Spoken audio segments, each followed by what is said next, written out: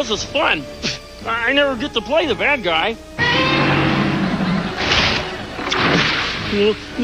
Oh!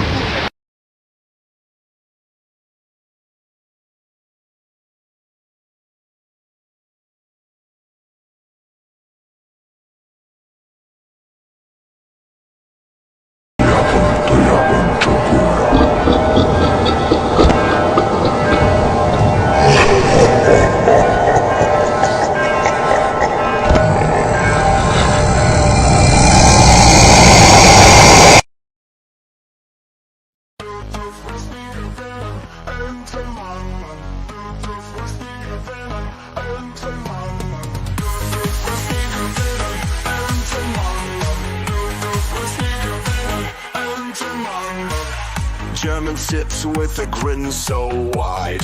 Pogs on the table can't hide his pride. Creator in the corner starts to glare. Madness sparks and hate fills the air.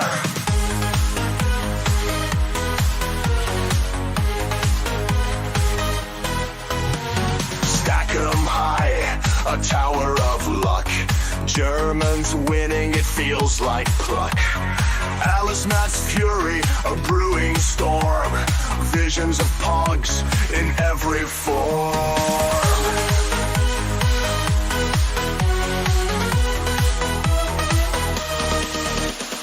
Pogs are spinning, tables turning. Alice Matt's eyes with fierce fire burning. Germans' laughter echoes loud in a world that's pog-bound proud.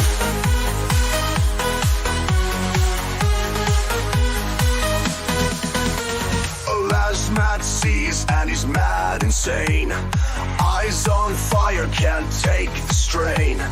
Pogs and pieces drive him to pain. His patience snapping like an old chain.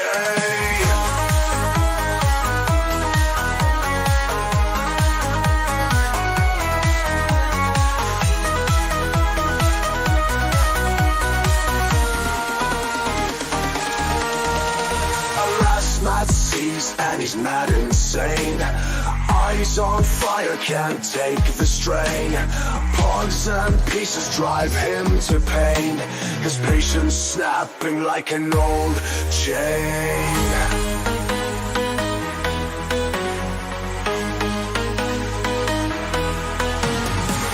Du bist nie gewinnen, Entenmann. Du bist nie gewinnen, Entenmann. Alas, mud fumes can't take no more. Pogs and slammers hit the floor. It's not about the game you see. It's about what fun could be. Du bist nie gewinnen, Entenmann. Du bist nie gewinnen, Entenmann. Du bist nie gewinnen, Entenmann. Du bist nie gewinnen, Entenmann.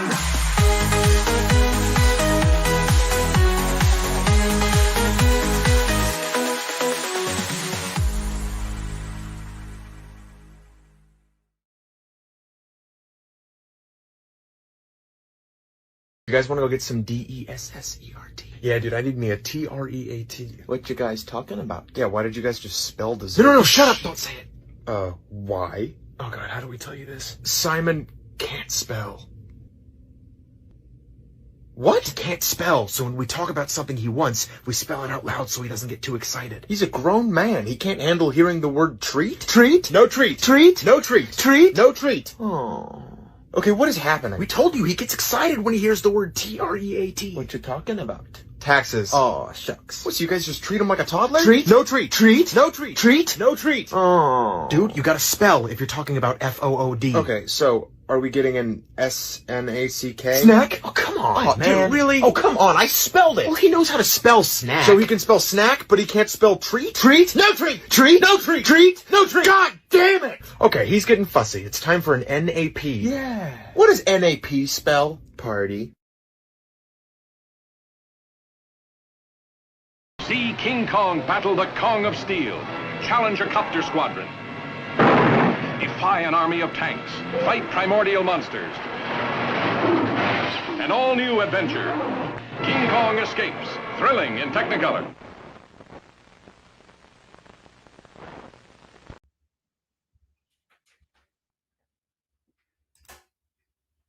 Today's Tuesday.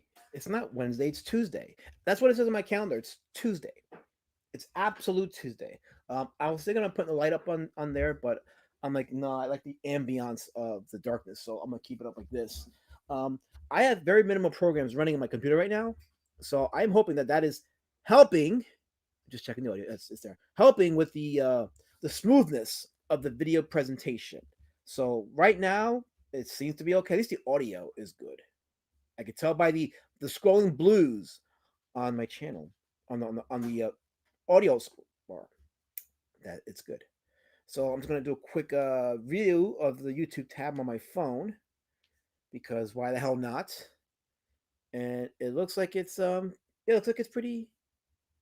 Yeah, it is. Okay, good. So we're gonna go with that. Okay, good. Awesome. Plungecast, how's it going? Yeah, I see you've reverted back to Plungecast from the King of Zealandia, which I mean, we knew it was you, but we know you as Plungecast, so we'll go back to the brand.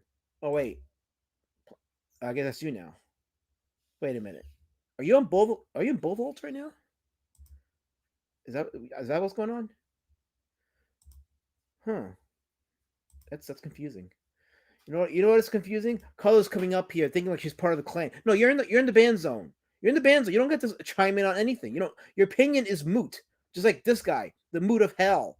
And okay, I haven't seen the movie and I know nothing about it. Even though I advertised for the last couple of days, even though I put a what do you call it?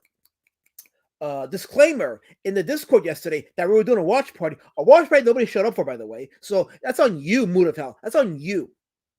I made it available for people, but you chose not to come there. So that's on you. That's totally on you. Vinziger's in the chat. How's it going, Vinziger? You still want the link? Let me know. I'll send you the link, even though you have not seen the movie, but I got a lot to say about it. Tim Moses, like it's like an something. Anyway, Link says, damn, no one else is streaming. I got to give it a last minute chance. Well, I'm taking a chance because Monday, nobody streams. That was my time slot for a bit. But today, Tuesday, I don't know who streams Tuesday, so I took a chance. I was going to stream last night, but some came up, and here I am today, so I'm hoping that I'll get a decent turnout today. Although, to be fair, my Monday streams don't get as much of a turnout as my Thursday streams, because more people show up for the comic outlier streams than they do for the Monday Monster Moratorium streams. But people show up regardless, so the engagement is there. Why not? It's a good way to, I guess, kill an evening. So sure. I'm skipping the chat, and you got my girl, Georgina Floyd, with the what it doing? It be doing, Georgina. It be doing. Every time, every day, all day, yesterday, today, tomorrow, and forever. Sure. I think I'm caught up in the chat here. So yes, I am. I am caught up in the chat. And I uploaded a couple of videos today. I uploaded a long form video, like 8 minutes, about the whole revelation of Google admitting that they were forced by the last president to censor videos. And if you follow my channel, you know what the sore spot for me because of the stream that I did when I announced my wife's diagnosis, my late wife's diagnosis back in August of 2021. So I did a video on that. I uploaded it earlier today, but my last video, the one with the Wikipedia and they're reporting on Antifa, Comicsgate, and the Pit comic character. Someone had said that the video was hidden or it wasn't being pushed up, which is why it only has like 300 views. So I think there's something going on right now with my channel, which is odd. Well, not odd. That's why I'm Shadow Man. Anyway, so if you can go and watch the videos that I uploaded, I uploaded that one with the Google admitting that Joe Biden had interfered with YouTube policies and had a lot of people shut down and censored. And I also did a short form video with the bill that just got passed, the SB 771. Memes are gonna be illegal, guys. They're gonna criminalize memes. So hide your memes. But yeah. So if you guys can just check it out, actually, I'll put the link in the. Actually, no, I have wrenches. Why don't you guys in the channel with wrenches? Go to my channel, get the links, and put the links in the chat. Why can't you just do your job instead of harassing me with your spears? Why can't you just go to my channel, get the link, and put it in the chat like all unwrenches do? Like everybody else's channel that has wrenches, they do that, but my chat doesn't do that. With the wrenches, they throw the spears at me every time.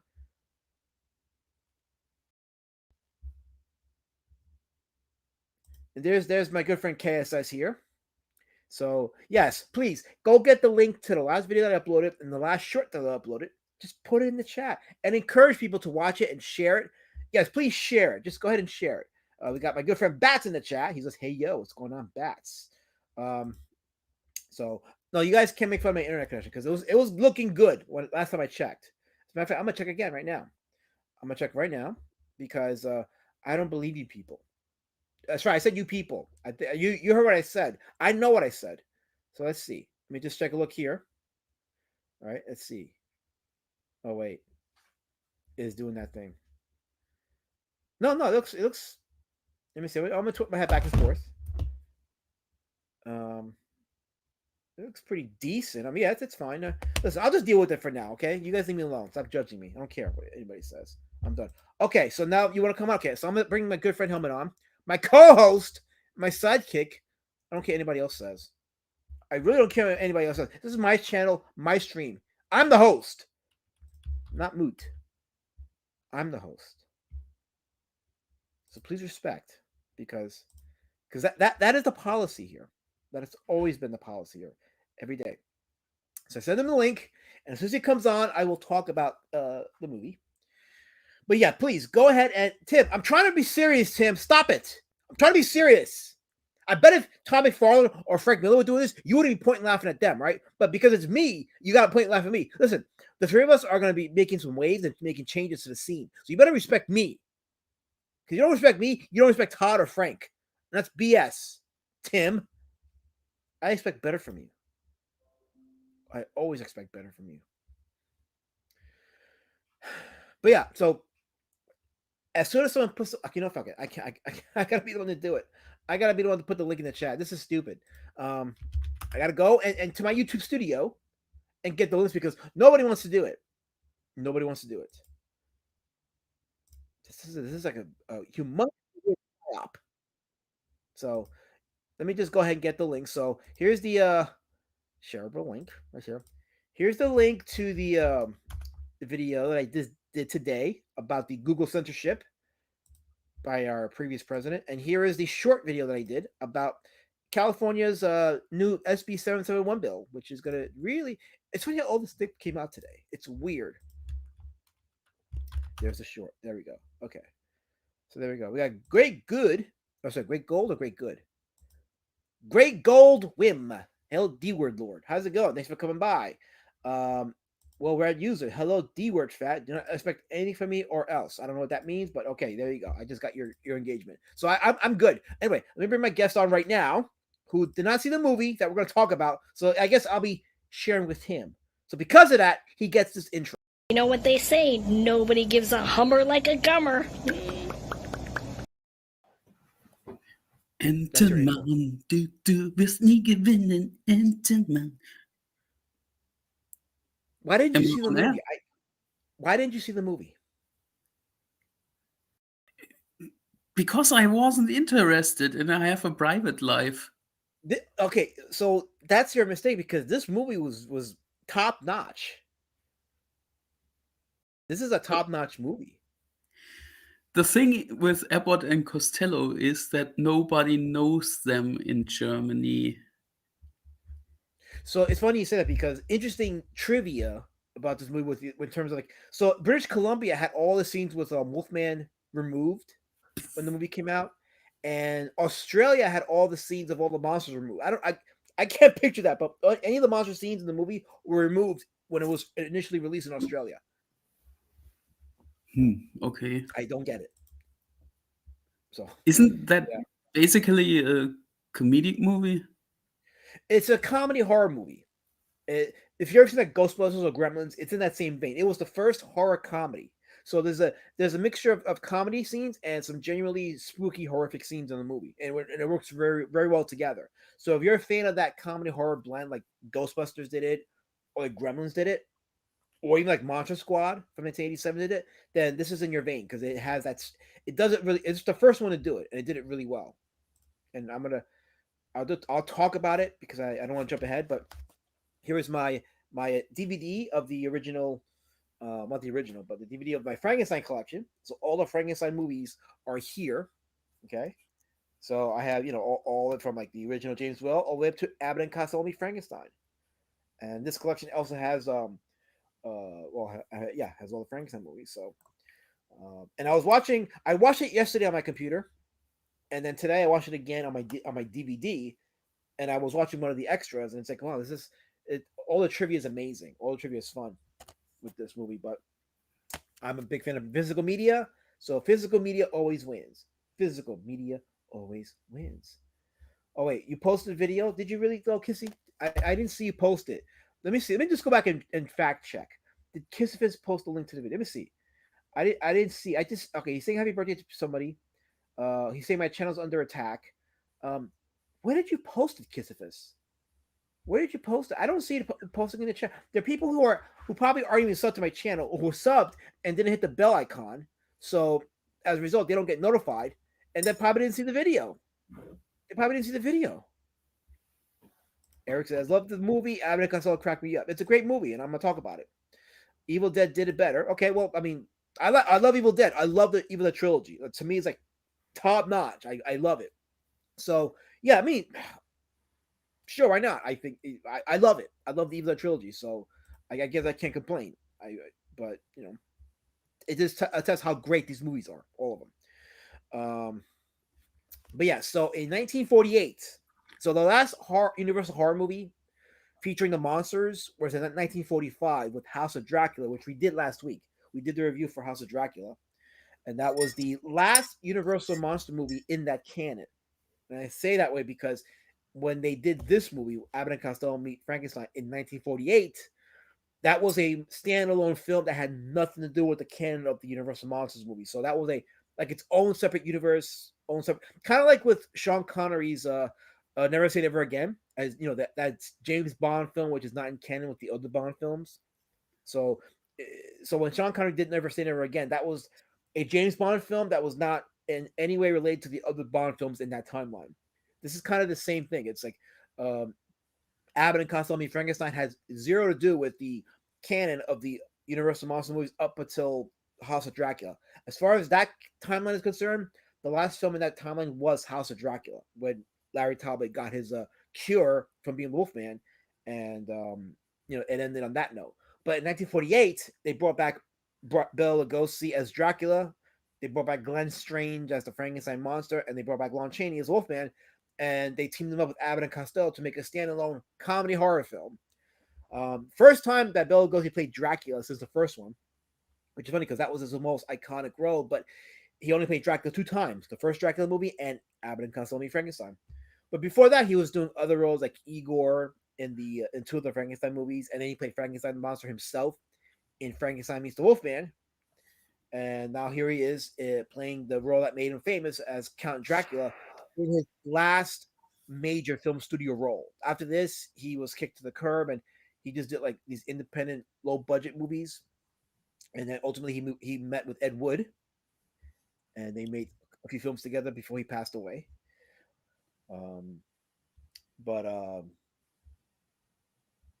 just reading the chat. Okay, so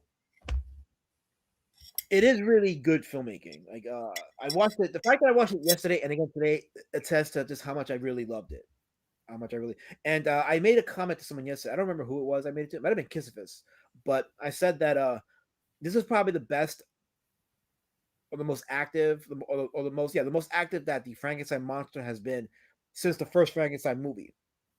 If you remember House of Dracula and House of Frankenstein, the monster was pretty much dormant up until the last act of the movies, or those 2 movies where he did a little something and then he ends up, dying or whatever.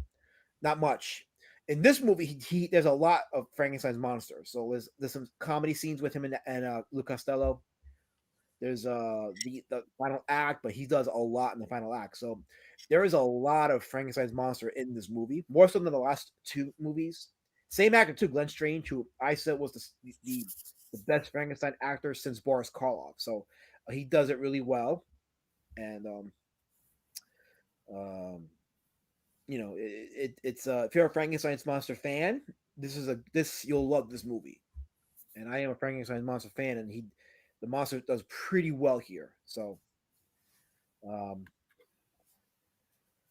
So we got Mono HCC. Hello, Mono. Welcome and hail. Hail.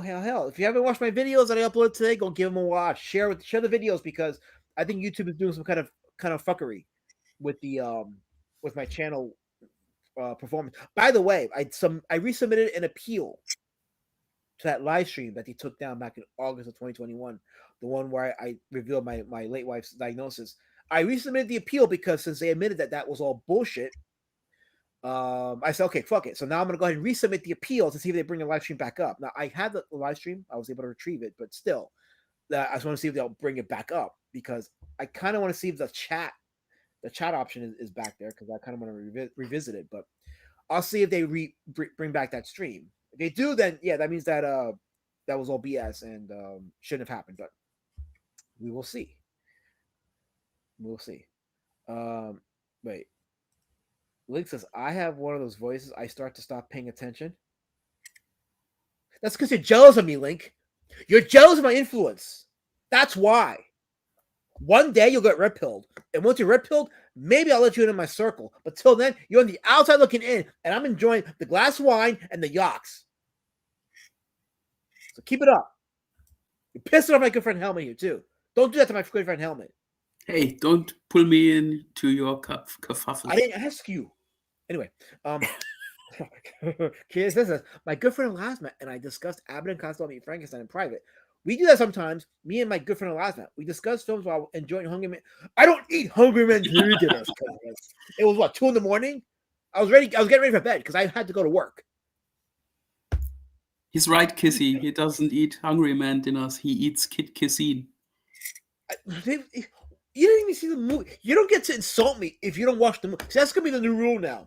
If you don't see the movie that we're discussing, you don't get to insult me. Right? Hey, I know something about that movie because I asked Croc on Twitter. Oh. You went to Grok. Yeah, you had to go to Grok to talk about a movie that everybody should have seen because it's only, what, like 70 years, 80 years old, that movie? No, it's actually, wait a minute. It's 87 years old. Wow. That's insane. That movie's 87 years old. It's gonna sell. No, wait, no, my math is off. Hold on. It's 77 years old. Yeah, it's 77. That's still pretty long though. That's a like whole people were born and died when that movie came out. Up until now, it's insane. I didn't know about the Bride of Frankenstein with Christian Bale. Probably not gonna be any good. So anyway, but still. Are they still trying to make a Universal Monsters universe happen? You know what? They could do something like that, but they botched it because they wanted to do what DC did, which was jump ahead and put this shit on acceleration rather than probably develop an actual universe that was coherent and did the monsters justice, but they didn't do that. So they could. Like there is a way to do it, but they couldn't do it. And somehow they thought making Russell Crowe's Dr. Jekyll and Mr. Hyde as the connecting figure for the movies was a good idea, and it's not. It's just it really wasn't. So, and they don't have to make a particular character. They just got to make the events the connectors, and then have something happen where all the monsters come together. I'm giving too many ideas and not going to use it, so I don't care. It's fine, whatever. I don't care. Yeah, I really don't care.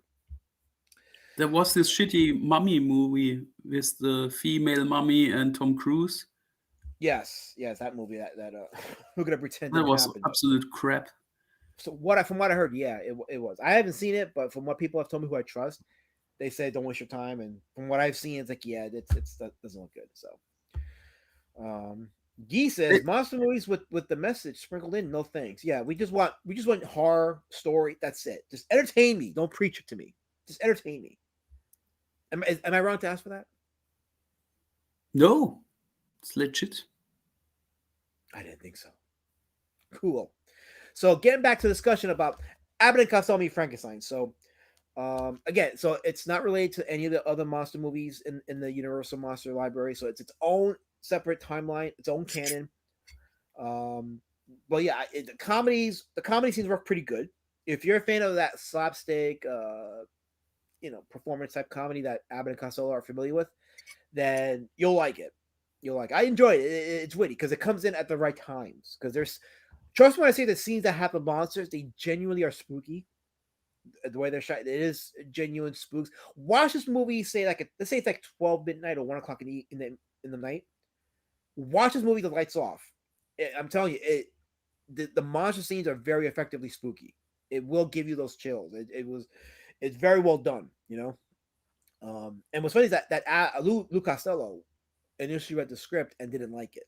So he wasn't fond of making the movie, but it turns out that it would be the movie that would make their careers or save the careers actually, because they were making movies before that. But at the time that they made this movie, their careers were kind of on a downhill slide. So this movie actually revitalized their career, and they went out to make a lot of like these Abbott and Costello meet, the Monster of the Week. So they did Abbott and Costello meet the Invisible Man, Abbott and Costello meet Dr. Jekyll and Mr. Hyde, Abbott and Costello meet the Mummy. They did one with Abbott and Costello meet the killer Boris Karloff. So they had like 4 of these Abbott and Costello meet movies, and they had one where they went into space. So they did a lot of the Abbott and Costello cross genre movies up into the 50s, and then there was a shift because Abbott and Costello were part of that all-time vaudeville burlesque type of entertainment. And then when the 50s came, there was a shift of what people wanted to see. It was more the comedy scene changed, so there was more. The stand-up started to become a thing now. Like Lenny Bruce was starting to gain notoriety. The tone of the movies had changed. It was a nuclear theme in a lot of the horror and sci-fi movies at the time. TVs were starting to become slowly implemented in the living rooms now, so people were starting to revisit some of the older films, and that influenced the movies that were coming out at the time. So Abbott and Costello were pretty much like a relic of their time. By the time the mid 50s came, it was pretty much over for them by that point. So, but no, me as in saying hello, like welcome, not food meat, like that thing, not that kind of meat. But it's interesting is that the movie is called Abbott and Costello Meet Frankenstein, but they don't meet Frankenstein. It's even like the monster himself, like Frankenstein's monster, like not Abbott, Lou Costello calls him Junior in the movie. I think it's supposed to be some kind of like in joke, but he calls him Junior.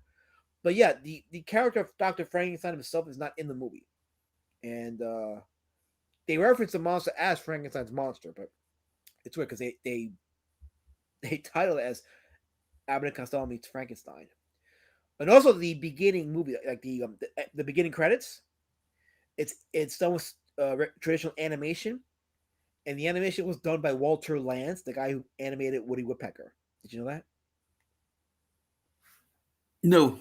Of course not, because you didn't see the movie. If you saw the movie, you would have known that. But anyway, no, Walter Lantz was contracted with Universal, so they said, "Hey, can you animate a sequence for us for the beginning of Abbott and Costello Meet Frankenstein?" And he did that. So, actually, let me go open up some images so you guys can see a little bit of the Abbott and Costello Frankenstein stuff. Let's see, what's a good one here? I mean, this is a pretty decent one. So this one attests to the and I am a film buff, Guy.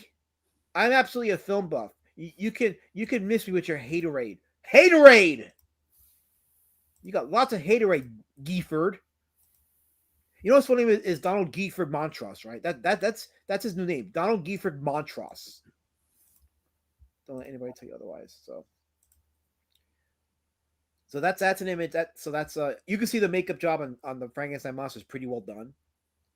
And there's Bela Lugosi, who looks a lot older here than he did in his first film as Dracula, but still pretty effective in this movie.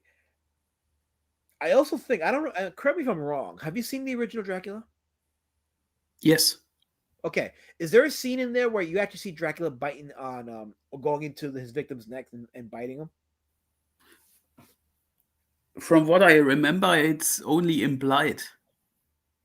Okay, that's what I thought, because in this movie, you actually do see him going to one of his victims' necks, and then you don't see the actual bite, but you see him going to the neck. And I remember, like, I don't think they did that in the original movie, in the original Frankenstein, in the original Dracula movie, I mean. So I was like, oh, that's okay, because it was 1948, so they were able to be a little bit more freer with that. So I was like, oh, okay, that's interesting that they show that here. And Lon Chaney returning as the Wolfman. The Wolfman makeup is actually a mask. they did some cost cutting here, so they instead of the entire appliance being put onto his face bit by bit, it's just a mask. But it's not it's not that noticeable. You can kind of see it, but it's not that noticeable. It's still pretty good if you're a fan of Wolfman, and the transformation scenes are pretty well done too. So you can see the traditional transformation, like the fade in to the stages of his transformation. It's well done in this movie, just like it was in the House of Frankenstein and Frankenstein meets Wolfman. It's all pretty well done. No colors, not monster meat. What is wrong with you people? You know what meat means? MEET. It's like when you encounter something, an encounter. Do you people speak English? Do you have social lives? Do you say hi to people? Do you shake hands? Well, I guess not, because shaking hands is violence in this space. If I shake your hand, I'm a terrorist, right? Colors, right? God, I can't have conversation with people, Helmet, because look what it produces. Look at the shit it produces. Aren't these legit questions? No, I'm talking about the movie. I'm talking about the specifics of the movie. And you got Costello here saying that Abbott and Costello didn't meet Frankenstein. This is Debbie Does Dallas all over again. She never does anyone Dallas or name Dallas for that matter. Okay, listen, not the kind of conversation right now. What's wrong with you? I know that movie. I saw it. What, Debbie Does Dallas? Yes. You saw that, but you didn't see Abbott and Costello meet Frankenstein. I'm a man. Anyway, Eric says, Woody Woodpecker cartoons are some of my favorites growing up, along with Disney and Warner Brothers cartoons. Yes, and Walter Lantz does a great job with the animation sequence in the beginning credits. So if you're a fan of Walter Lantz, you'll love the beginning credits sequence. That sequence with the animation was a great way to prepare you for monsters and comedy. So it really does the job well. Here's Gifford Montross saying, a lot of that considers his dreams with Helmet meet cute streams. I don't know what that means. Like, you're making up these terms thinking you're going to transcend. You're not transcending nothing, Gifford. You're in the ban zone, okay? There's nothing to transcend. You're done. You're done.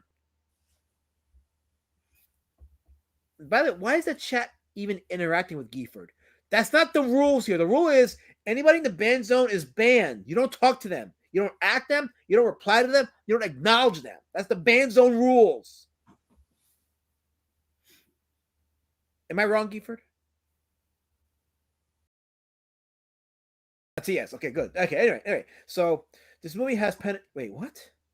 What the hell's wrong with you people? Stop with this. I'm trying to be I'm running a serious stream here. I'm running a serious stream.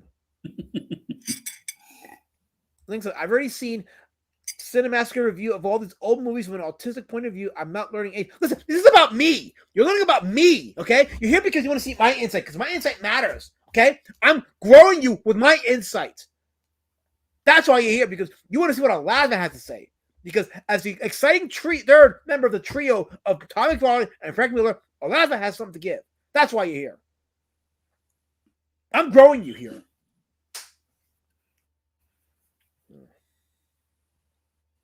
I'm not highlighting that comment that Guy posted about Dracula and Frankenstein doing that thing. I'm not highlighting it, Gifford. So don't think I am. Don't laugh. Don't laugh. Colin says, don't make us call the cringe file. Oh, don't type that here. What's wrong with you? Anyway, so okay, so yeah, so the monsters. Okay, so Glenn Strange, to me, the second best Frankenstein to Boris Karloff, does a great job here. Again, I said that he does more in this movie than he did in House of Dracula and House of Frankenstein. Bela Lugosi, back to form as Dracula, does a pretty good job. And I think he probably had more to do in this movie than with the Dracula film. So if you're tired of John Carradine as Dracula, you got to have the OG himself back in this movie, his last major studio film. And then Lon Chaney returning as the Wolfman. And and again, it's important to stress that this movie is not canon with the other movie. So anyway, but yeah, there's a good mixture of horror and comedy in this movie, and it is a well-written movie. Very well written. The comedy's balanced, and kind of, I would even say it's a very not a complicated story, complex. it's pretty complex because you got this one female that works for Dracula, who he hires to help get Frankenstein brought back to life or to be rejuvenated, because Frankenstein goes through periods of weaknesses in the movie, or the monster goes through periods of weaknesses, and the goal was to have Lou Costello's brain transplanted into the monster's head so that the monster could be more obedient to Dracula. And then there's this other female who her name is Joan. So Sandra is the female doctor that works with Dracula. Joan is some kind of like auditor, insurance auditor, who is looking into the crates that were delivered to this guy named McDougal, who has a sideshow called the House of McDougal, the McDougal's House of Horrors, and he receives the bodies of Dracula and the Frankenstein monster, thinking that there's props for his display. And Abbott and Costello playing deliverers. They deliver the caskets to the House of Horrors, but Dracula escapes. So does the Frankenstein monster. They think that they stole the bodies, and mayhem and comedy ensue, and here we are. So, was Bela Lugosi using heroin while filming this? Yeah, I think he was on it for a long time, if I'm not mistaken. I think his drug addiction was for a very long time. So, I'm not sure when he started though, but yeah, I'm pretty sure he was hooked on the drugs by this point. And that's part of why he wasn't being hired by the major studios. I think they figured he's a train wreck, and they didn't want anything to do with that. So they just said, "No, we're not gonna. We'll just cut our ties and be done with it." Bela Lugosi was the first Hollywood celebrity to be checked into a rehab publicly, anyway. In the 50s, that right around the time he was working with Ed Wood, he was convinced to go and check into a rehab, and that made the papers. And that was the first time in years that Lugosi got any kind of publicity for in this case being the first Hollywood celebrity to check into a drug rehab. So that was a big thing back then. What is the balance of horror and comedy, horror to comedy and comedy to horror? That's a good question. I don't know. I don't know how to answer that question. I don't know what that question means. But the way I see it, as far as a good balance, is the comedy is there to help relieve tension from the horror scenes. So instead of the comedy and the horror clashing, the comedy is a way to help you breathe a sigh of relief from the horror scenes that are coming with it. That's the way I see it. So, is this movie a talkie? Yeah, it was made in 1948. So it's definitely a talkie. Okay, it says they say comedy and horror are the two closest genres. It's very easy to turn comedy to horror or vice versa. Also, they say that the hardest things to successfully write. By they, I meant the Jews. Okay.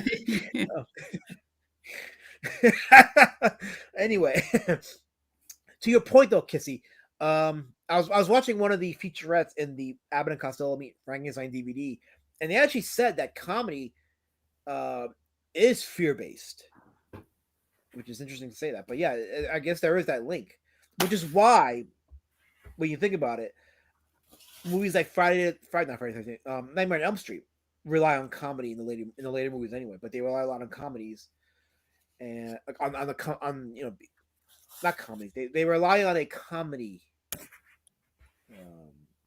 element with Freddy's kills, and a lot of horror movies in the 80s going into the 90s implemented some form of comedy or satire in their movie making, like with the Scream movies, which I was never a fan of, but the first movie, at the very least, the first movie implemented a lot of satirical elements into it because it was self-aware, and that was part of why people loved it. So, I am not pro hummus, Yee. I'm not hummus. I like hummus. Do you like hummus? What is hummus? It's like a creamy thing that they make to, like, you could eat it with like the crackers or like the wafers or something. Oh, hummus. Okay, it's chickpeas. That's what it is. It's chickpeas that's mushed down into some kind of like substance, whatever, like a peanut butter substance. And you can eat it with crackers and stuff, and it's actually pretty good. I haven't eaten PBJs in a minute, but yeah, it's. Oh, wait, you haven't eaten PBJs, Mood of Hell? No. Wow. That's a very American thing to eat. Oh, I'm sorry. Okay, so if you eat it, that means we've conquered you, right? So it's an elitist. It's a colonial thing. It's a he's trying to colonize Germany by making us eat peanut butter and jelly sandwiches. Call the Jews because they're trying to conquer us. Right? Is that what this is about? Why aren't you glad that I don't eat your peanut, comrades? Peanut butter it's a great replacement for steak in case you can't make steak. Yeah, The it also protein. makes 90% of your head. You leave my head alone. Can't decide if the last was more hominy. I said hominy. I said hominy. I think I invented a new word. Hominy. Damn it.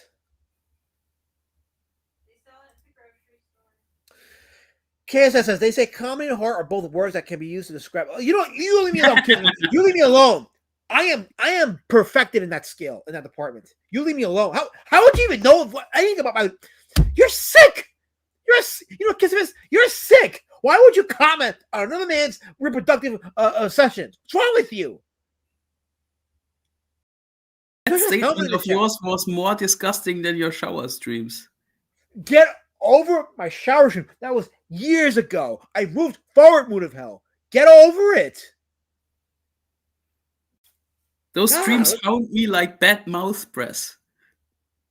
Well, I'm gonna forgive you because I just got a super chat by my good friend Monkey King of Zealandia for $2 New Zealand bucks. Thank you, my friend. He says the Monkey King of Zealandia, AFK. Here's some raptor coins made from something metal. Is that monkey metal? Monkey, yeah. Monkey metal. Okay, monkey metal. So there you go. There you go. Take some raptor coins made out of monkey metal. That's a great genre. That's a great collaboration between raptors and monkeys. Collaboration, like Vanilla Ice said.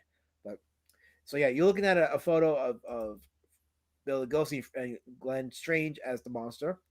Let me show. Oh, here, let me show you this one. This is pretty good. This is a. Oh, not this one. This one here. There we go. So this is a scene right here. Let me open up the tab. This right here. So this is a scene where Lou Costello is sitting on the monster, not realizing he's sitting on the monster, and there's like a whole little slapstick scene that happens here. The story with this one is that Glenn Strange as the monster was laughing. They had to do multiple takes of the shot because every time Lou was doing his performance, whatever, Glenn Strange was laughing, and he had to do multiple takes because of that. And I think I got to see one shot of it in the featurette on the DVD of him laughing at that scene. It's pretty. A lot of this is lighthearted. The things you hear about the making of the movie was pretty lighthearted, And I think part of it's because they knew that kids were going to be watching it, and the kids were the ones that were keeping the monsters alive. And there's actually footage or photos of Lou Costello having his wife bring his baby on the set, and Glenn Strange was, he do his little routine, whatever, and they were aware about the kids, so they understood it's good to have a good sense of humor and to be lighthearted. And a lot of that goes a long way with filmmaking, especially movies of this caliber that are pretty intense. They can be intense. And yeah, this was for the horrific scenes, this is a pretty intense movie, for sure. There's Glenn Strange over Lou Costello and Bud Abbott. Here is another shot of, let me click on this here. This right here is the scene of Bela Lugosi as Dracula hypnotizing Lou Costello.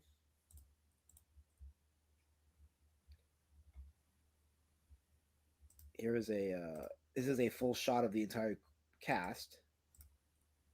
Let me get a better picture of it coming up here. Let's see, pulling it up here. Okay, we're working with this one. There you go. So that's the entire cast right there. That's the monsters with the Abbott and Costello. So all 5 stars are there.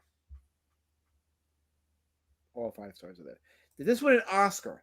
I don't think it did, but it was selected for preservation by the National Library of Congress. So this movie was preserved. Was one of the movies that was preserved by the Library of Congress. So it was considered culturally relevant. Along with like movies like King Kong and Star Wars, like all those were considered culturally relevant, so they were preserved by the National Library of Congress. So there's that at least, But the Oscars weren't too friendly with genre films back then. Very few horror films or science fiction films were given that prestige. Like not even the original Kong was nominated for any Oscars that I know of. You know, Wills O'Brien didn't get an Oscar win until Mighty Joe Young in 1947, I think it was, that movie came out. So he didn't get an Academy Award until late in the 40s with Mighty Joe Young, and he only did like maybe 20% of the stop motion. The rest of it was done by Ray Harryhausen. That was Harryhausen's first major motion picture with stop motion. Was Mighty Joe Young.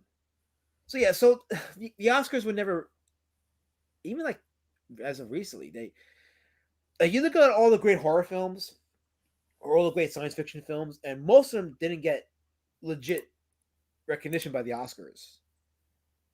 You know, some people that will even go as far as say that The Dark Knight, despite Heath Ledger winning the Academy Award as the Joker posthumously, a lot of people felt that movie should have been nominated for at least Best Picture or Best Director, and that was like a blown opportunity. That movie was the reason why they extended the nomination list for the Oscars for Best Picture up to like 8 movies, I think. It was like 4 or 5, but then they extended it to like 3 or 4 more because of The Dark Knight. Because they're like, you know what, this movie was pretty good. We probably should have nominated this movie. So they've traditionally just shat upon the horror and sci-fi genres. When did this movie got made? This was released in 1948. Okay, so there is a horror movie that got an Oscar before that. Which one was that one? Frederick March got an Oscar for Jekyll and Hyde. Oh, yes, right. He did. Yes, he did. Yes, he did. Okay. All right. So yeah. So there's that at least. Okay. And that was 1932. That was the pre-code era. So Yeah. yeah. So yeah. So and yeah, that was a very solid movie. So yeah, there's that at least. You know. By the way, have you watched that video that I sent you about the Jekyll and Hyde? I saw it. I did watch it. Yeah, that was about the what the story was about versus what the film adaptations made it out to be. I was like, oh wow, that's pretty mind blowing. It was also a very good theory about the whole stuff. Yes, yes.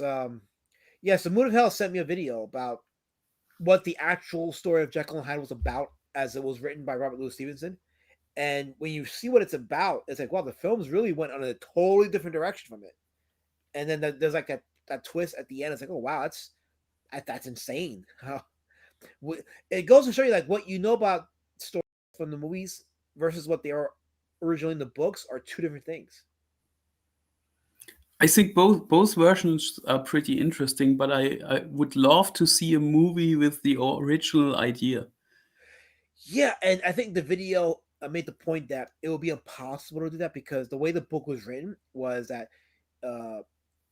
okay, I guess I'll spoil it, but when you read the original Jekyll and Hyde, as you're reading it, you don't realize that Jekyll and Hyde are the same person till the end of the end of the book.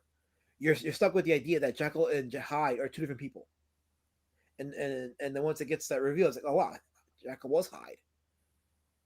So in order for that to work, you have to watch a movie without knowing that Jekyll and Hyde are the same people.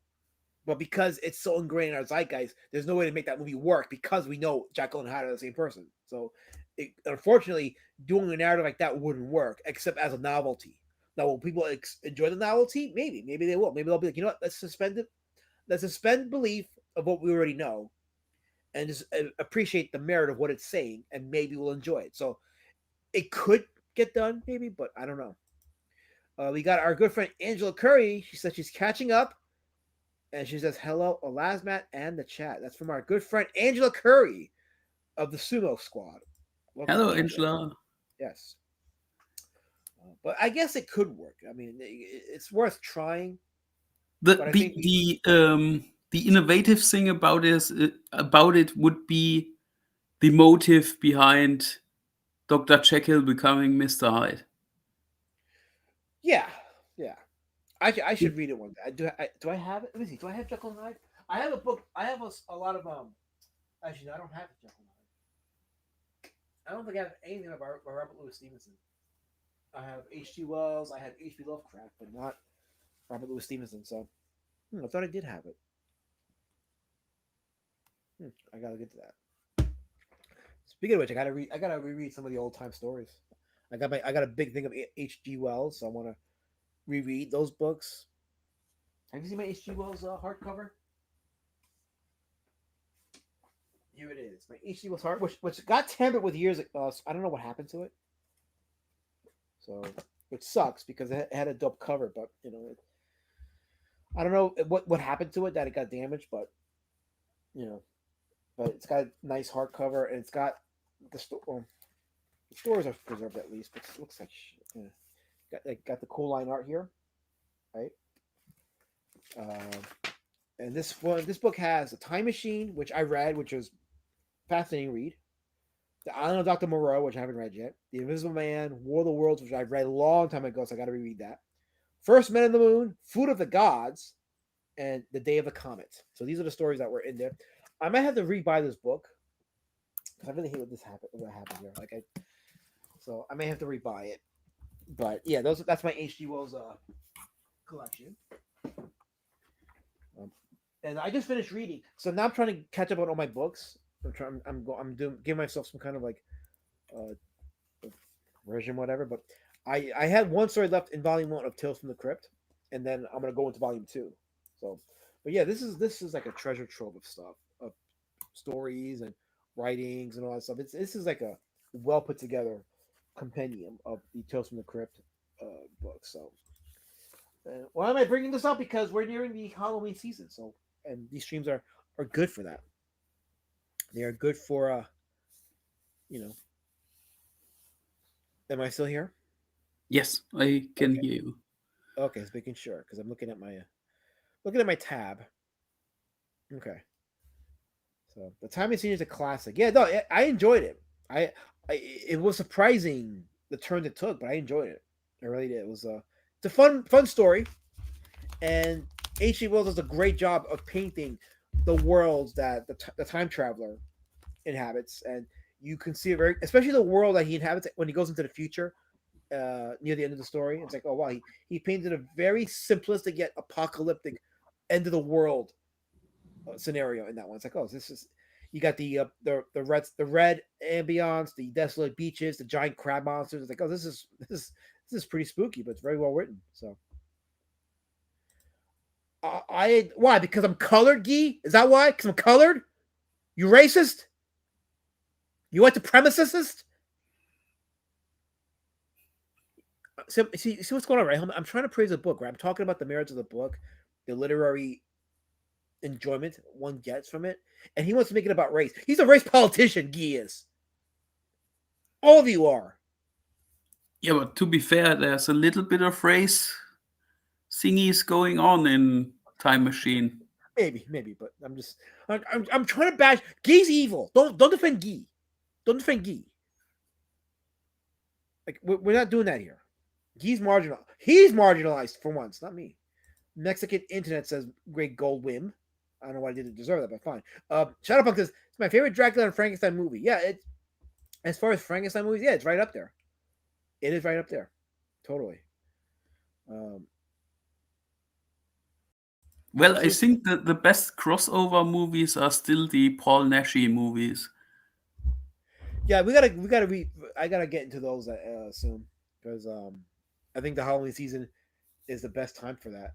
Actually, I'm wondering if we should do one of the Paul Naschy Wolfman movies for the Road Warrior Drake analysis, Road Warrior Drake Sleepathon. Are they code free and playable? Oh, I don't know. That's the thing. Some of them are like part of like legit releases, so that will probably be an issue. So I gotta look into that. Someone mentioned about contacting Lloyd Kaufman and using one of his movies for this, so I'll find out if I can do that. The problem that I see with Paul Naschy movies is the nudity. Yeah, I mean that I can take care of that. Like that's fine. That should be fine. Anyway, Link says a lot of that drew his D word book with a white D. It's obvious what he wants to be. And what is that, Link? What is that? Why don't you just come out and say it? Come out and say it, Link. Stop beating around the bush. Come out and say it. You guys want violence, but you think I'm going to just cave into your... I'm not going to cave into your violence. I'm a peaceful Pac. I make the rules here. I'm in charge here, not you. I thought people knew that helmet. I thought they knew that.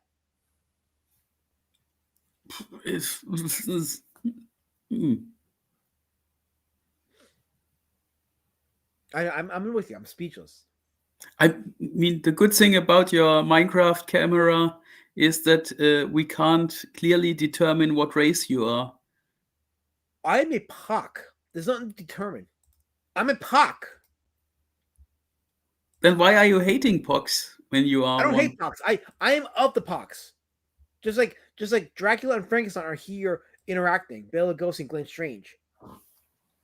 And you can see how well lit the scene is and how it adds to the spooky environment and atmosphere.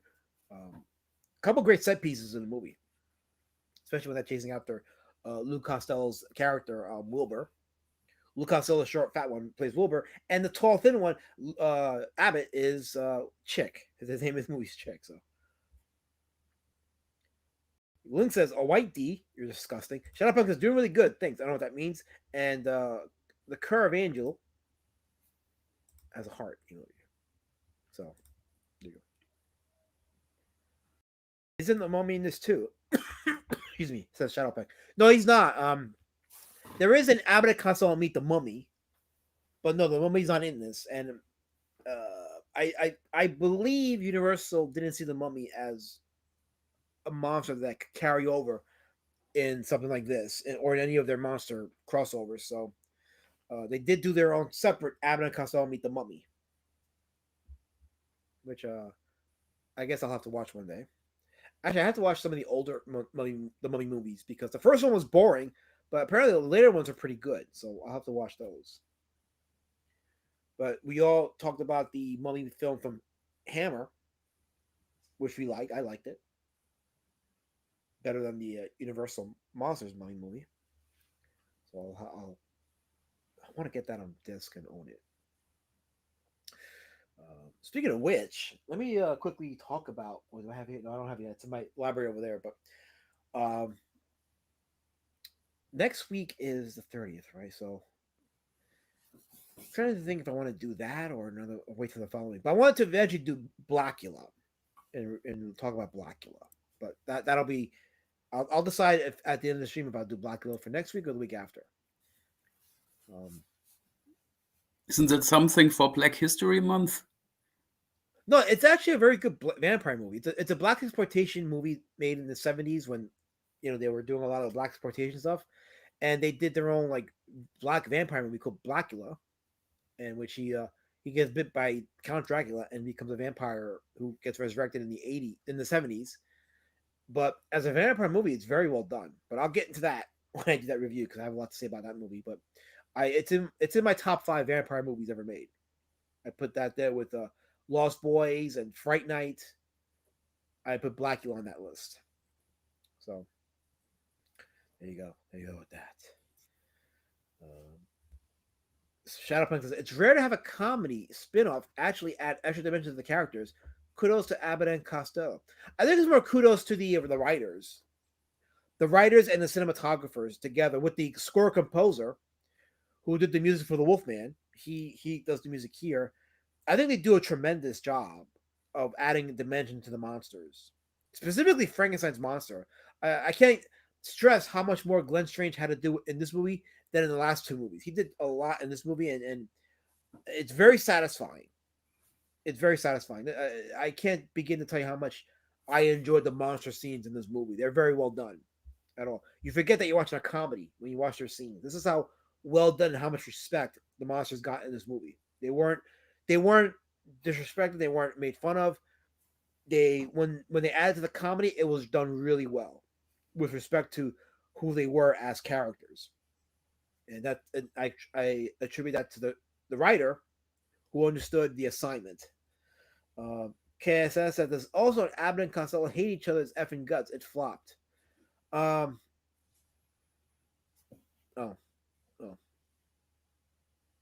I think in real life they didn't like each other. I believe there was a rift, if I'm not mistaken. But they were both family men. They both had families and they raised their families, so they stayed out of the Hollywood drama.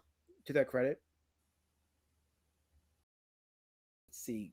Great Gold wins. Monster Squad owns this movie. The Wolfgang. You mean the Wolfman? Wolfman, not Wolfgang. Why?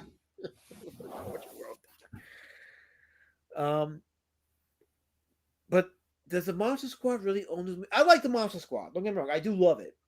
It's a good horror comedy. It's fun to watch. I enjoy the monster scenes in that movie. But does it really own this movie? I don't know. I have to. That's debatable.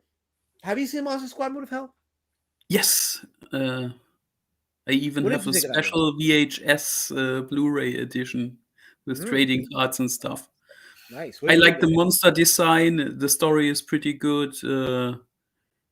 But I like Lost Boys a tad bit better than Monster Squad. Funny you said, because the first time I saw both movies was on a double feature on HBO back in the mid '80s on a Friday night. They debuted the Monster Squad and then Lost Boys. I was like, oh, that's a dope double feature. Like, awesome, totally awesome. You know, like I miss the days when you could watch a double feature of 2 horror films back to back that are actually quality, and it's just awesome. Well, I mean, we had this, we could do it now, but that's not the point. The point is back then, like when the networks did it, when cable TV did it, it was like they hit it on point. So that was like a dope night for me, watching both those movies back to back for the first time. But I think I agree with you. I think that the Lost Boys overall, the horror movie was better than Monster Squad. Monster Squad was quality, but there was issues. I had some issues with the script, but not too much. But I think Lost Boys overall was a more solid horror film, and obviously a better vampire movie than Monster Squad. It's also a pretty good coming of age 80s movie with a dope soundtrack. Yeah, yeah, absolutely. I Because agree with that. Luke Ram from Foreigner did the soundtrack, if I remember right, for Lost Boys. No, I didn't know that. Michael Bancroft says he gets bitten by Count Chocula. That's so I think it's not about Blackula. So Count The- Chocula. That the- joke the- was going to be told in this somewhere. Yes, yes. He corrected himself. Wolfman. Thank you for correcting yourself. I take back my insult of you. You corrected yourself. So good man. Good man. Good man. Scroll down a little bit here. Wait, what's that now? Oh yeah. So Angela said, okay. So I haven't forgotten Angela. She sent me some stuff in DMs regarding Vincent Price. So I haven't forgotten. I'm looking into like updating some of my intros. So yeah, I have not forgotten. Thank you for sending me that. I'm gonna look into try to like implement it so that it fits with the intro. So totally, that's getting done. That's awesome. Totally getting done. KSS says, last that puts Blackula up with his favorite vampire movies. The 12. You know what? Screw you, Casey. Screw you. We were having a serious conversation, right, Helmet? Like we were totally into the movies. A serious conversation. But Chisel has to ruin it. Every time I have to ruin shit. Can't have a serious conversation about stuff ever. Yeah, we are very serious people around here. We are serious about our craft. Very serious. I'm an artist. I am. Sure. I am, Helmet. I really am. Wait. Wolfgang is Helmet's brother, and he has no. How would you know this? What's wrong with you? Why are you typing this in Ethernet? Are you seriously typing that? Wolfgang is a German name because then. I know. Yes, I get that. Yes. Ken says Monster Squad is better than Abbott and Costello. It's all taste, all preference. You know, I mean, they're both quality movies, so I can't get mad if you think that that's a better movie than Abbott and Costello meet Frankenstein. I think I prefer Abbott and Costello meet Frankenstein over Monster Squad. But like I said, like if you're telling me that I would sit down and watch those movies back to back, I'd be like, yeah, sign me up for it. I'll do it. I'll absolutely do it. So it's one of those things where like, okay, it's my preference. I'm okay with either or. It's fine. I think it's a good conversation to have. Now, this I agree with. KS is absolutely 100% true on this one. Monster Squad is definitely better than the Goonies. 100%. And I'm going to give you guys a hot take, and I'll probably get spear chucked for this, but I find the Goonies a little overrated myself. It has some lengths, and it gets boring. Yes. Till they come to the part where they are searching for the treasure. Yes.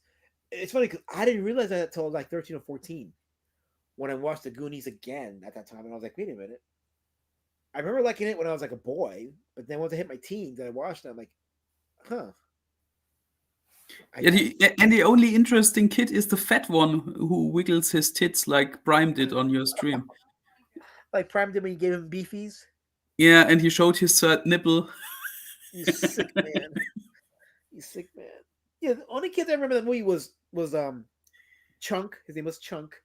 And the Chinese kid, Data was his name, right? Yeah. The Japanese boy with the gadgets, yeah. Yeah, that was Q what was it? Key Luke? No, not Key Luke.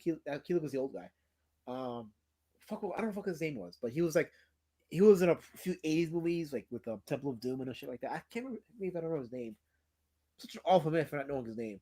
I probably forgot his name. But if I see it, I'll recognize it. Yeah, the actor is a pretty cool and nice person.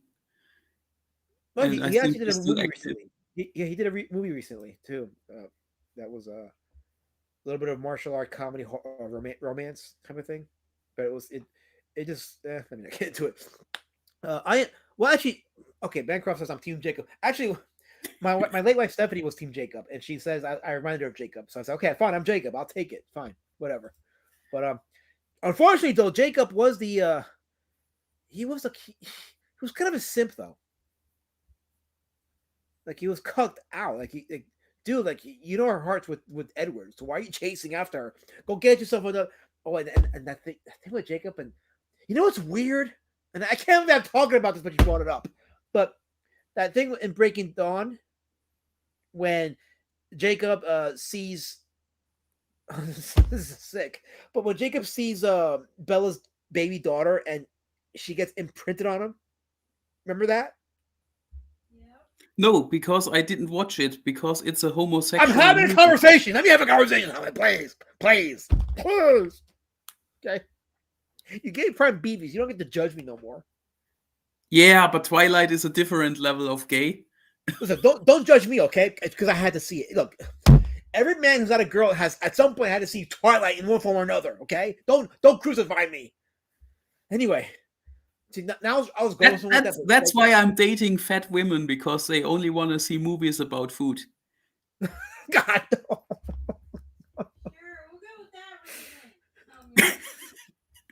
Great Goal says Lost Boys is a good one. Yes, it is. Lost Boys is one of the movies that never gets old. Like it gets better with each time. And Joel Schumacher is a pretty solid director. Even though I gave him shit for Batman Forever and Batman and Robin, but Batman Forever, when you read about the director's cut of it, was a pretty solid Batman movie.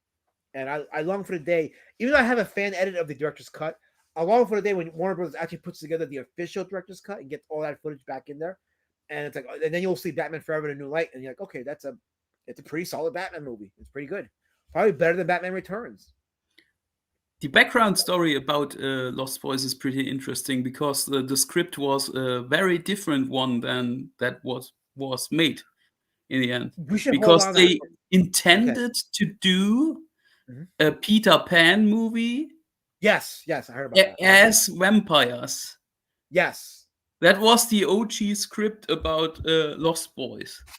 Yeah, that's exactly what it was. It was a Peter Pan, kind of like how Freeway was like a Hansel and Gretel, not Hansel and Gretel. Yeah, Freeway was a Little Red Riding Hood adaptation turned into a horror movie. Lost Boys is a deviation of the the Peter Pan story. So yeah, that's. But we'll talk about that when we do the Lost Boys, because that's a good point. There's a lot of depth with that movie too. I've never either heard of Monster Squad before, says Michael Panko. So since Bancroft's Australia, I want to ask Bancroft a question, since he knows. So I read that Abbott, Costello, Frankenstein, the monster scenes were censored in Australia. Is that still the case today? Because I don't know if that was the case. It was the case when it was released, which doesn't make sense to me. But is that still the case today? And is there like a censorship?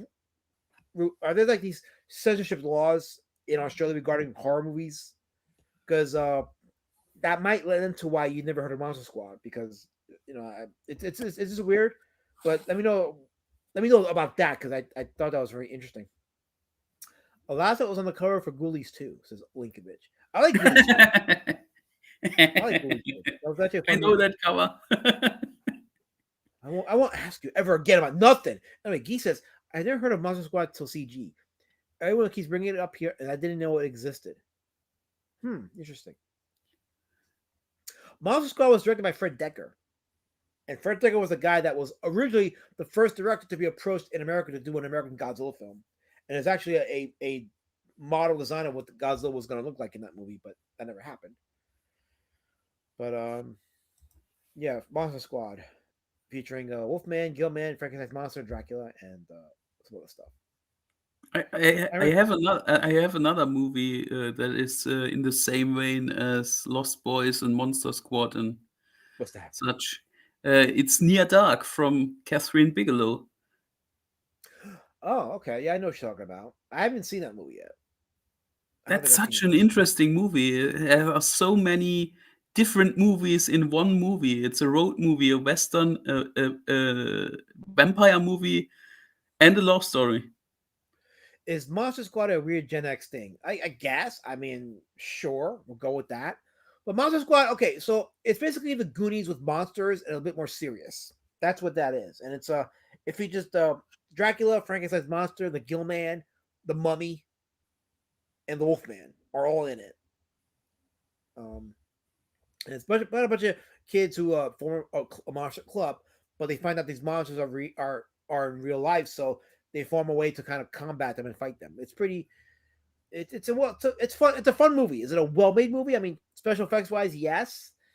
Story wise, I mean, yeah. I mean, it's not like the best script, but there's a reason why it was memorable over the years. But I'm with Helmet. I think Lost Boys is a better film of the two. But in the end, it is kind of a Goonies ripoff. Because the characters of the kids are very, very similar to the kids from Goonies. I think it's a better Goonies film than the Goonies. I'll take it there. Yeah, I personally think the Goonies are boring. Yes, I do too. So we're going to be lynched for that. Friday Night was scary. Friday Night was scarier than Lost Boys. Yeah, I agree with that. I think Friday Night was a scarier vampire movie than Lost Boys, but both are good vampire films. I love them both. The Lost Boys had cuter vampires. So, they had sexier vampires. That was good. Anyway, so okay, but yeah, I agree as far as like the vampire scenes. Well, I mean that's perfect. I can't tell you wrong on that. It's preference. So You should watch Near Dark with Lady Shadowband if she likes sexy vampires. I think we will. I think I'll. Near Dark. It was what was it? 1987, I think it was. Yeah, it's an 80s movie from Catherine Bigelow. Now, Catherine, isn't she the one that did that movie with Julie Roberts? The one that wait, was she also the director of Wonder Woman? Or am I thinking of somebody else? Oh, I know she did Hurt Locker, the movie about this. Yeah, with Julia Roberts. Okay, yeah, she's the director. She's the director of Wonder Woman. Okay, hold on. Wait, what was it? Who was it? Catherine Bigelow, right? Yeah, I think she did one. Let me check. I want to make sure. She also did Point Break with Keanu Reeves. Yeah. Okay. Yeah. So she's done a lot of good movies. Okay. Yeah. Oh no, she's not the director of Wonder Woman. Okay, never mind. No. That's Patty Jenkins. Okay, never mind. So it's wrong. No, but she did some real world movies like Hurt Locker or Zero Dark 30, the one about the Osama bin Laden assassination. Okay. All right. Yes. So yeah, she does some good movies. Yeah, she's got a good resume. She's good, and Near Dark is a very interesting movie. Have you seen a movie called Let the Right One In from 2008? I saw the original one from Sweden, I think, or Denmark. I don't know. Yeah, well, she was just showing it to me right now. I've never heard of it, but I guess she has, and you have too. So. Why did it allow that? Because my wife at the time liked the Twilight series, so I watched it with her. Okay, call me a sap. Call me a sap. He watched it with me too. Don't let him lie to you. Yes. Anyway, Bancroft says yes. Twilight lost the plot big time towards the end. Yeah, it did. He really did. Actually, see the content of Twilight had potential, but the wrong people were involved in the writing of it, with the books and the movies. There was a lot of potential with it, but they squandered it. Link says everybody who grew up in the '80s saw Monster Squad. I thought so too, because that was the talk of many in our time. Wolverhampton's quote was everywhere. Oh yeah, it absolutely was. Let me see. Scroll down here. Okay. I like horror movies that look a bit funny, like Nightmare on Elm Street. We talked about the Nightmare on Elm Street having comedy in the later film, so we talked about that. Let's see. Scroll down a little bit. Okay, Bancroft. So the question I asked Bancroft about the monster movies being censored in Australia, he says, "I have no idea. I do know we love censorship here, though. Yeah, unfortunately, yes. Spawn was banned here back in the early '90s. Wow, there you go. That's interesting because one of the most brutal slasher horror movies came from Australia, Wolf Creek. Oh, so let's go say because it's not Razorback. Oh God, don't remind me. Yeah. So they made Razorback, but they banned Spawn. Let that make sense, Helmet. Let that make sense. How does that make sense? I haven't seen Razorback. I can't be disappointed with the Australian film industry. They made Wolf Creek, and that is a pretty good slasher movie. So Guy says, I don't understand being too scared of any horror movie as an adult. Yeah, it's, when you get older, obviously, most people tend to be, people that are more emotionally mature tend to be immune to the scares. But they're still fun to watch. A good one is fun to watch. There is still an element of like suspense that you can make in a horror movie that makes it effective.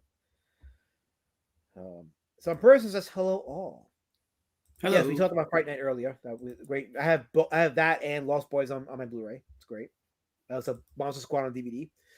Monster Squad was a Black and Decker film. Shane Black worked on that when he sold the script for Lethal Weapon and starred in Predator. Yes, Shane Black, who is not a good director. He's I guess he's a good person who got killed in a Predator film, but as far as his directing goes, his directing sucks. He's the one that directed Iron Man 3. Did you know that? Which one was that? The one with the virus, with the extremist virus? Yes, with the extremist virus and that stupid Mandarin reveal. Oh, that was the shits, yeah. That was one of the first movies I saw in the theater, Iron Man 3, where I actually hated it. And I actually wanted to yell at the screen because it was that bad. I was like, what the F did I watch? Which just sucks because that movie had some great music. It had a good score. But that movie was shit. Oh, I hated Iron Man 3. So. Yeah, I mean, it's still better than Captain Marvel. Yeah, I mean, but that's a low bar. That's really low bar. Getting hit with a bat is better than getting shot, but they both still hurt. So. Anyway, Guy says there's definitely a line with me. The current trend of horror movies is too gross or disturbing for me. Yeah, you know what? It's funny you said because I had that line too. Like I had an epiphany one day when it came to like gore films, and I'm like, why am I watching gore films? Like, am I watching it because I like the idea of people being tortured? And I'm like, if I do, there's something wrong with me. I can't. And I think it was the conversation I was having with somebody about the Final Destination movies. Like, you have this like desire to see how people are gonna die, and I'm like, yeah, I guess there's an entertainment to that, but why am I being entertained by this? Like, something is wrong with. I feel like so, and I'm not judging anybody that enjoys those movies. I'm just saying for myself, like, something must be wrong with me to want to enjoy that. And it's like, I want entertainment, but I don't want that kind of like voyeuristic gore porn in me. I don't. I'm just not a. That's why those movies aren't dubbed horror movies, but torture porn movies. Yeah. That I think after like Serbian Film and Human Centipede, well, not even that. Like it goes back to like the Cannibal Holocaust movies, even back then. Like, but still, like in the last 20 years, there was like an accelerated trend of like these torture gore porn movies, with Saw and Hostel, and then like it just accelerated with testosterone. Not testosterone. It accelerated with steroids with Human Centipede, and then a Serbian Film. So I was like, yeah, where are we going with this? The only branch of those kind of movies that are decent, I would say, is the French terror kino, like High Tension, Frontiers, stuff like that. Some people like Martyrs and Inside. I don't like it, but they have their fans. Yeah, it's maybe the approach of the makers of the French filmmakers, because it's not just torture porn. It has some kind of art engraved in those movies, and that makes it different from movies like Hostel and Saw. I can see that. Yeah, I think like I was just thinking just now about like Peter Jackson's Brain Dead, which was a very gory film, but it was so comedic and slapstick that it becomes like it's in a way like an artistic expression of gore, because it's just so over the top and hilarious. So some person says, Elias, you might like Gilbert Gottfried's podcast. He interviews old Hollywood actors and their relatives. You got one of Boris Karloff's daughter, and she talked about how he got along with Lugosi. Yeah, the feature that I saw on the Abbott and Costello Meet Frankenstein DVD actually had Luke Costello's daughter, and he talked about his time with making the movie and her experiences with Bela Lugosi and all that stuff. It was actually pretty interesting. Yeah, Lugosi and Karloff were pretty respectful to each other. So over the years, I think the story had developed that they didn't like each other, but that wasn't really the case. I think Lugosi may have been jealous of Karloff's success, but there was no as far as I know, there was no animosity between the two of them. So that might have been just a thing that just developed over the years from like rumors and all that shit. But Monster Squad is goodies, but they fight monsters instead of pirates. Yeah, that's pretty accurate, and I think that's why I think it's a better film. So, yeah, Michael Brackoff doesn't like gore. Good man. Timmy the Old says, "I that watched the 12." Screw you, Tim. Screw you. We're gonna get Melvin book. Leave me alone. Don't judge me. I mean, what I meant to say with Tim was, yes, thank you for the comment. Thank you for the engagement. And no, I don't do small pints of ice cream. I do an ice cream cone with sprinkles. Chocolate sprinkles. With sprinkles nonetheless. Are they rainbow colored? I said chocolate sprinkles. Murder of hell. Chocolate. Ah.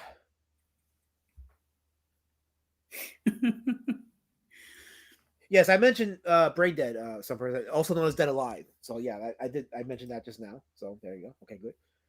I blame the Razorback hate. Why Oz doesn't come back anymore? Well, I blame him too, because I want to.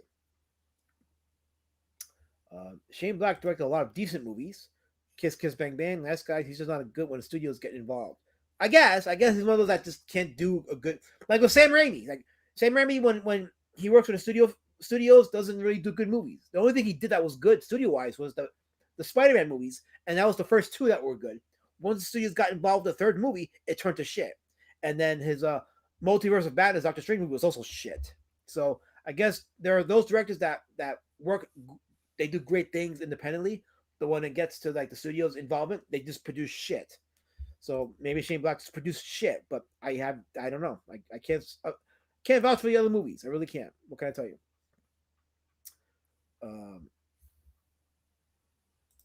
He says they're just super creepy to a level that's hard to watch now. This movie Longlegs is a great example of that. Longlegs, okay, so I saw Longlegs in the drive-in. It was a pretty decent movie. I actually was enjoying it as I was watching it. But there was a certain vibe like towards the end, I think, that made me feel uncomfortable.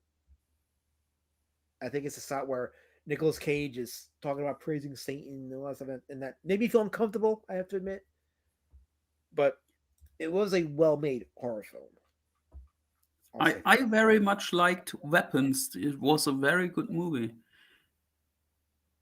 Which one? Weapons. Okay. It's a new movie. Yeah, have I heard of that movie, Weapons? I have to. Maybe if I see it, I'll be like, oh yeah, I remember. I haven't seen it, but like if I might be familiar with it. So I'll have to look into that. When was it made? This year, I think. Oh, okay. I'll have to look into that. Weapons. What country made it? It's an American movie. Oh. Okay, yeah, I'll have to look into it. Guy says people watching torture porn is one thing, but there's a shocking amount of people who literally have watched and purposely watched cartel beheading videos, etc. I've seen a couple of those. And I think it's because of a sick fascination that they exist. You watch it because you want to convince yourself that these actually are a thing. I've only seen one cartel video, and it's this infamous one called called Funky Town Gore, and it's called Funky Town Gore because it's. Should I describe it? So the cartel have like this guy hooked up to what do they call it? What do they call it? They have he's got IVs connected to him, and they're pumping him with adrenaline to keep him alive. And the shit they're doing to him is like horrific. It's horrific, and it's one of the most infamous gore videos out there. And I've seen a few going back to like the early days of ogrish.org with the Assad the Assad regiment torturing the Chechens. So I attribute it to some sick fascination, but do I seek them out? I don't, because I can't. But once in a while, I'll get hit with that curiosity bug, and I'll like look it up, and there you go. So anyway, Brian Crisco says, "Love this movie to bits." Talk about Abbott and Costello, Frankenstein. Such a shame that Karloff passed on us because he was afraid they would make a mockery of the monsters. Honestly, Glenn Strange was great as the monster. So would it have been good to have Boris Karloff back? Sure, but Glenn Strange owned the role, so I'm okay with that. I think because they had Bela Lugosi do Frankenstein's monster in Frankenstein meets Wolfman, that wasn't good. They had Lon Chaney do Frankenstein's monster in The Ghost of Frankenstein, that was meh. Glenn Strange does it pretty good, so I'm okay with that. I think he does a very good job as the monster. So, but again, Boris Karloff would have been great to have back, but still. You shut up, Blinkovich. You shut up. At least I read it.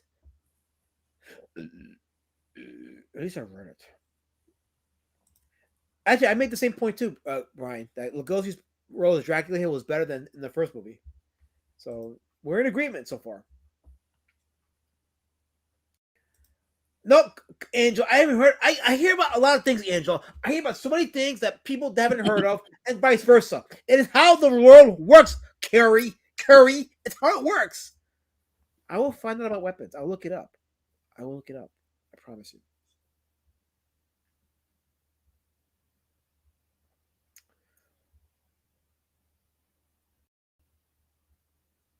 Bancroft said, remember when they made a whole movie about someone making a snuff film? I think he's talking about the Nicolas Cage movie stuff, or 8mm. That's what it was. The Nicolas Cage is was it 8mm or was it snuff? It was 8mm. Okay, yeah, movie about and when that movie came out, people were like, "Oh, snuff films are a thing." So at that time, it was considered an urban legend. Like nobody makes snuff films. And then later on, you find out about the red rooms in the dark web, and then you find out about the gore videos that were being put out by the ASOL regiment and the cartel and all stuff. Like, oh yeah, no, snuff films are real. They're real. They're no longer an urban legend. They're absolutely real. So that's a rabbit hole you don't want to go into. But if you do, you go at your own risk, because don't say I didn't warn you. I'm gonna have to skip a few. Okay, I think look at that. I'm caught up in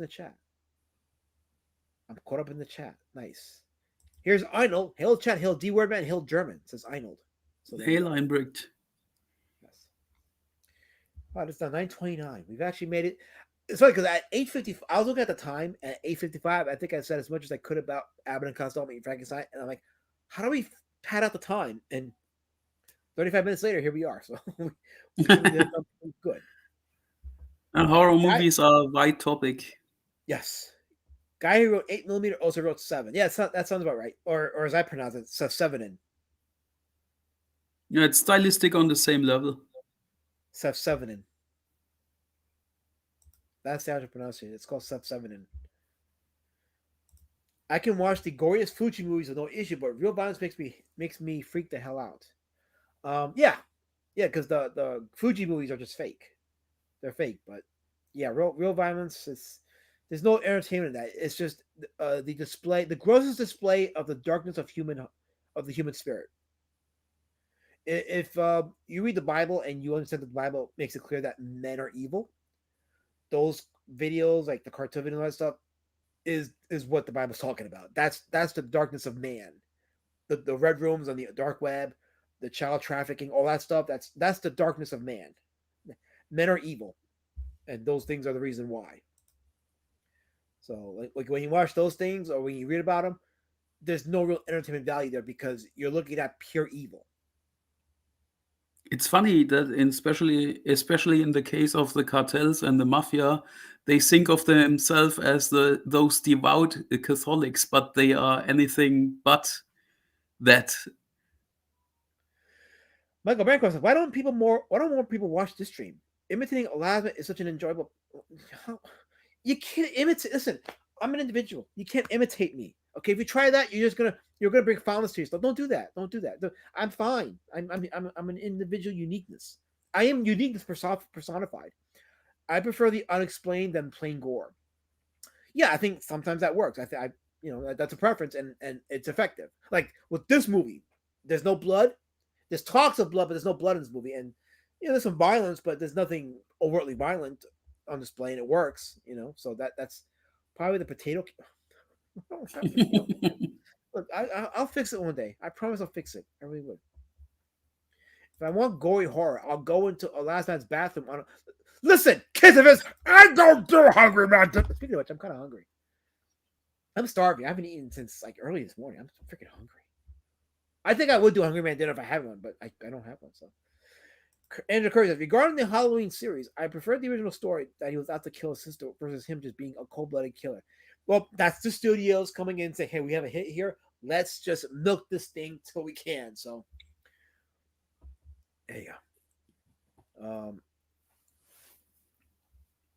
I've always been dumbfounded by pro-censorship people. They seem to confuse reality and fantasy, like schizophrenics. Been hearing that a lot. Lady Shadowman says, I don't see the D word enough.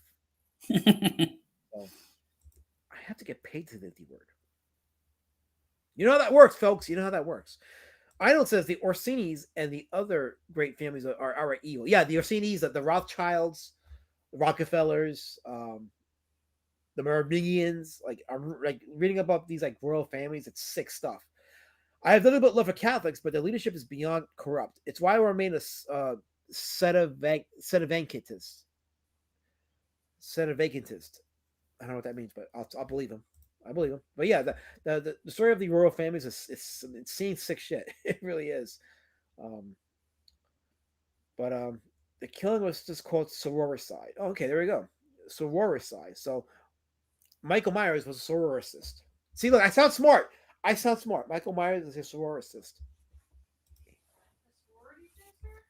No, they're saying that the man that wants to kill a sister is called a sororicist. That's called sororicide. Wants to kill your sibling. Sororicist or whatever. I don't care. It's a word. It means something. Anyway, Link says Tuesdays Eliza has a Hungry Man and watches Twilight. Aha!